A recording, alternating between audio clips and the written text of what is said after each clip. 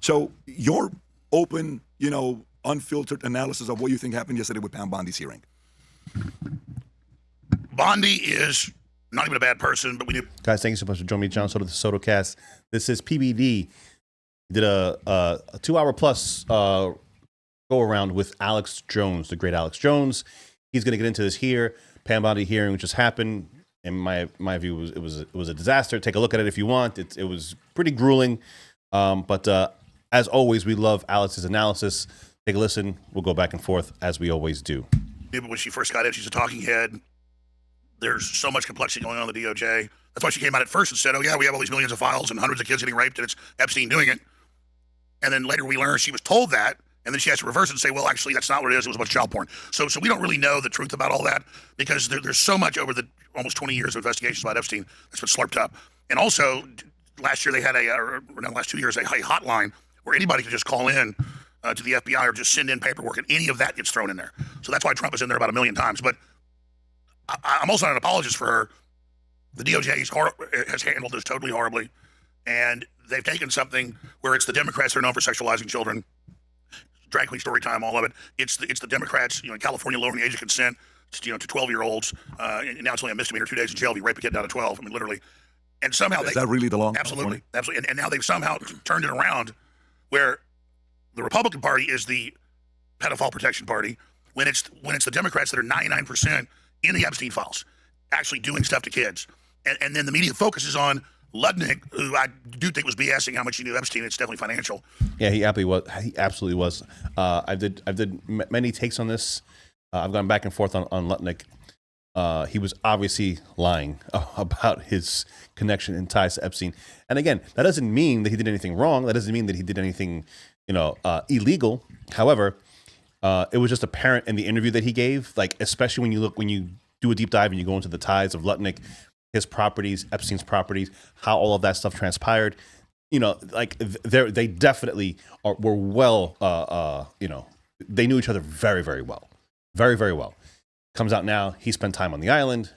Granted, he says he was with his wife and his children. I don't know how good that sounds.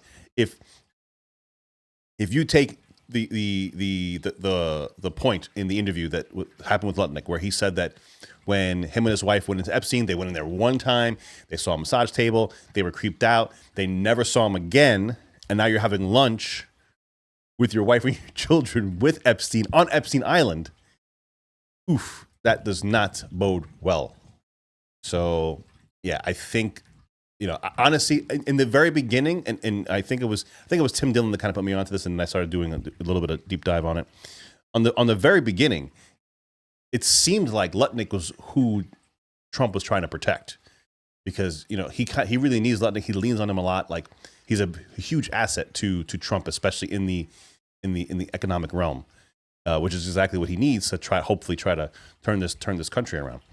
And he seems like the one that they probably protected the most, and that's what I thought. I thought that the strong pushback that Trump was putting out was not only the fact that he's mentioned so many times, because most of his mentions are just innocuous, but that Ludnick was also heavily involved in, or heavily, he was heavily exposed in the release of the files that have come out so far. But okay, fine, he should resign over being caught lying. But let's go after the people that are Democrats that are implicated by witnesses raping young girls at the island, at Zorro Ranch, at the New York facility, and in Paris. Somehow the Democrats have turned this all the way around, and conservatives are demanding, yeah, Trump, you're covering up, release it all. And that needs to be looked at, but we need to have the main focus be on the admitted stuff that's in all of this. Bill Gates, all about the Democrats, the leftists, all these top billionaires that have hated Trump. This is cut and dry, but somehow it's all been turned around against Trump, and a lot of that's because of the mishandling of Trump come out and saying it's all a hoax. And then Roger Stone talked to him and said, no, sir, you mean the stuff about you being involved is a hoax? Yeah, that's what I meant. But still, a few days ago, Pam Bondi said, we're moving on at the White House. Well, the rest of us aren't moving on. And so they are implicating themselves, even though I've researched stuff one side and down the other, and there's very little bad stuff Republicans are in there doing. Epstein was mainly a Democrat, leftist system. That's why he's allied with all these leftist politicians in Europe that are having to resign, in the UK and yep. Europe proper. So I'm just calling like it is. If I find something with Republicans, or if I find something that they're doing, I'll go after them. But so far, we found almost nothing except for the old Republican Party, where Epstein originally got launched from. Then he became an operative of the Democrats. And if you want, I can do some of the background history on that, why I was the first to report on Epstein 18 years ago. That's good. Sorry about this, folks. Maybe more olive oil. We got it. So I've been on air 32 years, and I was on local radio, then I got syndicated, and there weren't any other shows like mine, really, that were on commercial radio. They were on shortwave and like little conferences and books, and they were great people. And so I got to interview Ted Gunderson, who was high-level FBI retired. In fact, he was tapped to be the director, but he was too conservative, so he didn't get it when Hoover died. And I interviewed all these other top experts, like John DeCamp, that exposed the Franklin cover-up, and the Republican Party, the blue blood Republican Party, running kids, the same stuff for blackmail out of Omaha, Nebraska, and out of New York, and out of Penn State, and a bunch of other places. And that was cut and dry. They caught them, they went to jail, but it then got shut down. And a bunch of people involved in the pedophile rings all magically died. So I knew John DeCamp, interviewed him many times, Ted Gunderson many times. And so they told me all of this. Kathy O'Brien, which has now been totally vindicated, she had been an MK Ultra mind control program that was attached to this, and a lot of that's been declassified. And so I knew about all this and heard about all this from them. And so I understood that. Then it also came out in 1990, 1989, all front page Washington Times. I've seen you cover it. Underage call boys, midnight visits White House. And so you have to understand that George Herbert Walker Bush had been the CIA director, youngest ever. Never been in the CIA. They said when they put him in there in the 70s, not true.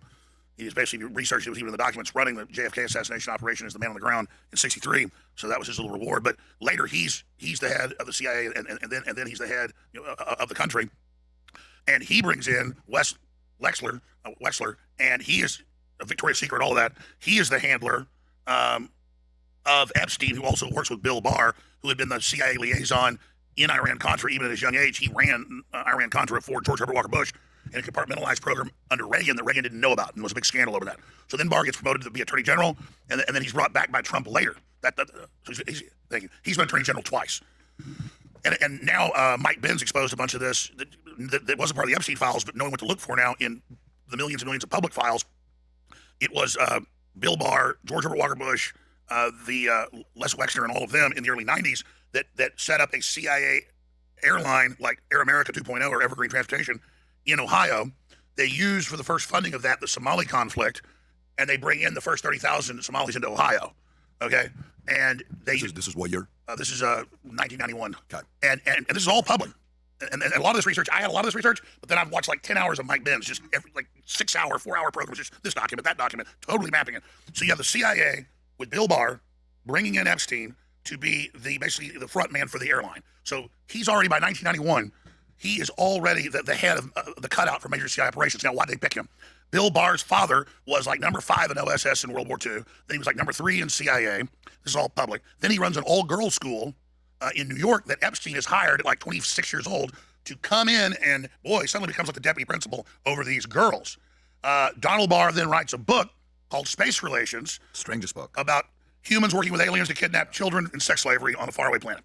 So, very nice person. The point is that they are it's Bill Barr, known CIA, his dad, known CIA, Herbert Walker Bush, known CIA. They use the cutout first money, claiming it's for Somali refugees, and they get a couple $2 billion to set up hundreds of aircraft, some of them like passenger jets. They set all this up, and they're using it for money laundering, drug trafficking. It wasn't just me in Arkansas, and the Clintons over here working with the CIA and the Bushes. That's all come out. It was also over here in Ohio. And so that's how important Epstein was all the way through, that he was so trusted that he was put in charge. Now, I didn't know this till the Bannon interview came out. That was not released by Bannon, but was in the Epstein files, the 2-hour interview from 2017 or 18. Everybody's got to watch it because I thought, this is going to be boring. I watched it. My mouth was hanging open. I knew that Epstein was part of the THROTTLE Commission, but that's like saying you're the head of, valuetainment, and then you've got, a secretary or something. That's important, but they're not the head of it. I thought, okay, but he must have. I always heard he was in the THROTTLE Commission. No, I'm watching that show, that interview, and he's like, no, David Rockefeller approached me to be his right-hand man for systems analysis, so I could integrate all these systems together, and because they had too many experts at just one level, and he knew about my work, with some other groups, being the CIA. So he brought me in to be his representative, and so they put him on the board of the THROTTLE Commission, which is one of the most powerful globalist elite super organizational systems, precursor to the world economic. If you never interject, then we'll never stop. Yeah. So he does this. This particular clip, I think, is like a half an hour, so I won't go through the entire thing. But you guys have to watch this interview. I know I do a little bit faster, just try to get through it a little bit, and you definitely don't want to speed up Alex Jones very much. But he's giving you right here like an Epstein 101, which is fascinating, and nobody does it better than Alex. And he's a little bit scattered, but once he gets in the zone, he just locks in and just takes you through it. It is just, once you guys have to sit down and you have to just kind of glaze over through this, take a deep look at it. When you look at William Barr, his father, Epstein, when he was a math teacher back in the day, and then George Bush Sr. It is just so fascinating, and there's nothing. Wexner, Victoria's Secret. You start putting all those things together. The house, I believe, is on 71st Street, or I'm not exactly sure. It's around there. The house is directly sharing a wall with Lutnick. I mean, it's a wild ride. It's very interesting. And then going through the documents and going through the photographs and going through the stuff that has now just been released. But yeah, give a listen. Jones is, again, a master at this. I'll play another minute or two just so you guys can get just a little bit more information. I think he wraps it up a little bit here, and then PBD asks him another follow-up question. Economic Forum. So Larry thinks they have the World Economic Forum today. It was Klaus Schwab. It's equivalent of him of a 30-year-old being on the board of the WEF today, okay, which has co-voting rights with the UN. So he is the protege and attaché and basically imperial legate. That's a Roman term for someone who can speak for the emperor. David Rockefeller set up the UN, set up the modern globalist system. He's on record doing it all. Here's a 30-year-old man that is literally given the control to fly around the world and be the representative of David Rockefeller. He's saying this in the Steve Bannon interview? He is, but then here's why I didn't just believe Jeffrey Epstein. I already knew I went and looked all this up, and it's all public. So it was all, the Trilateral Commission has documents on its own site and talks about the meetings and the things that Epstein chaired meetings with world leaders. So we knew decades later he's got all these world leaders calling him and, all this stuff. But he was, what's the Trilateral Commission do? It's all the leaders, the intelligence agencies, the big corporations, the governments and academia all together. Look at that symbol for your organization. If that doesn't sense, I mean, that is a, who was the graphic artist on that one? Jeez. It's the leadership, and then coordinates globally through the three pillars: Europe, Asia, and North America. The point is, this is the precursor to everything we see today. And so now you know what the Epstein thing is really all about. Now, obviously, through the underage stuff and the pedophilia that he was brought in, clearly, when he went to that girls' school and the rest of it, that's just the gateway drug with these people from my studying of them, what Ted Gunderson and all of them told me. And they explained that, no, they really do like to torture kids and drain off their blood and have the endorphins, not just the adrenaline. And so I knew all this MO. And so that's how I was able to explain to people. People found videos now 18 years old. They're posted right now on InfoWars.com today, where I'm saying, no, it's a cult, it's Satanism, it's black magic. This is what they really do. Because it's not just Epstein, it's the people up above him to be able to do the horrible stuff they do. They have worldviews and world models that we're just animals that we need to be sacrificed, that they're the Ubermenschen because they're willing to do this. We're weak, they're not. And so you have to understand this is a standardized system. Before they called it mind control, before they called it intelligence agencies, before they called it that, they called it secret societies. And really all secret societies have been, some have been good, some have been bad, some have been a mix. But the bad ones, the dark ones as they call it, the occult ones, the hidden ones, they have always used torture and drugs and sex and what you call mind control, trauma-based mind control. And just in the modern parlance, they took that and then institutionalized it. So you go to Skull and Bones, set up in the 1820s, or I think even earlier, by the main heirs to the Opium Trust of the British East India Company. That's public knowledge that they set up Skull and Bones off of the Druidic and Germanic Druidic teachings. And we have this because the daughter of one of the members, when he was dying of cancer, gave it to his daughter, who was the head of Department of Education then under Reagan, Charlotte Isby, who I interviewed many times. Her father was on it. They gave the information to Anthony Sutton, the Senate archivist, and who I knew very well, talked to many times, and so they were able to release it. So what they do with Skull and Bones is this is the elites of the elites. Is they pick them, they get in it, and then they basically by increment explain to them, you're going to become possessed by a god. They don't call it a demon. And then all the Skull and Bones leadership comes in the last few days, and they've been for days sleeping naked in coffins, trying to channel these entities. They're bathing in feces, in huge vats, urine, and this is even in the movie The Good Shepherd with Matt Damon, produced by Robert De Niro. And it's in there, and it's all that's what they do, and so imagine all I'm saying is that's for people that are 18 years old, 19 years old. These are just like MS-13 wants you to not just kill somebody now, they want you to sacrifice some carbapenegram in them, and they want you to do it to a kid. That's now what they graduated their initiations to higher up leadership is. And so, again, it's the same thing where it's a rite of passage. You got to do horrible things to prove yourself, and that's what this all is. And so that's how I was able to tell everybody that it's far worse than 14-year-old girls. They've just focused on them because here's the thing. I'm not against these women. They are victims. They were under Stockholm Syndrome, but Elon Musk is right. Here's the big secret. What everybody when you're growing up tell you, what the FBI is putting bulletins. Ice cream truck pulls up. There's a kid in the back. I got a puppy. Come see the toy. They use kids to get other kids. The women that they've, settled with and they're the victims and all this stuff, almost all of them are the women that ended up working for Epstein for years and years and years. Recruiting other young girls to come to him for $200, $100. Absolutely. You'll get paid. Absolutely. Some were bought at age, this is public, at age 9 or 10 from their Eastern European parents, flown here and then worked for him for decades. And so exactly, they're the ones that manage and run the women. And so when you see these women up there, you have to understand that in many cases, you're looking at people that for 5 years, 10 years worked for Epstein and were part of it. But see, that's how they stop it. Those women then tell a limited story about what was going on. But then you read the names of some of the women, they're in all the emails preparing the beef jerky, walking the beef jerky up. They're in the things preparing it to be sent to the labs so it can be broken down and sent to people. Let's get to the IV bags. They're I'm not trying to put these women down. I'm just saying, notice in the hearing yesterday or 2 days ago, they asked Bondi, they said, have you ever interviewed any of these women? And she goes, I don't know. So they asked. Can you play the clip, Rob? Yeah, so they go through it. A bunch of women stand up, and then Alex goes on to say that one of the women, he points out the lady, that she was she worked essentially for Epstein, and it kind of makes sense. Like when you think about it, when you parse this stuff out, guys, if you're still here, please subscribe. All I ask is you subscribe. I really appreciate that. Just hit the subscribe button. It makes a lot of sense. Let me just get to you. So he was saying that I think this woman right here, with her hand up, I'm not sure if I'm pointing that to the right, yeah. So this woman right here, he's saying that he has evidence or that he read documentation that she was still working for Epstein. But that actually makes a lot of sense, right? You're going to need young women that will essentially recruit the younger girls that you're utilizing for the operation and for the torture and for the scandals or whatever. But yeah, if you go on the Epstein files, and I'm pretty sure many of you have already done this, but you just type in beef jerky or just jerky, and you do a deep dive into the emails and into the amount of time that word has been generated into what they're saying and how they're saying it and what they're talking about. You know, there was one reference to, we got to put it in the fridge or the freezer. I'm not exactly sure what. And yeah, it's not beef jerky they're talking about, and that it becomes very apparent immediately that it's not beef jerky they're talking about. So what is it? And if you're speaking in code, then that means it's something pretty bad.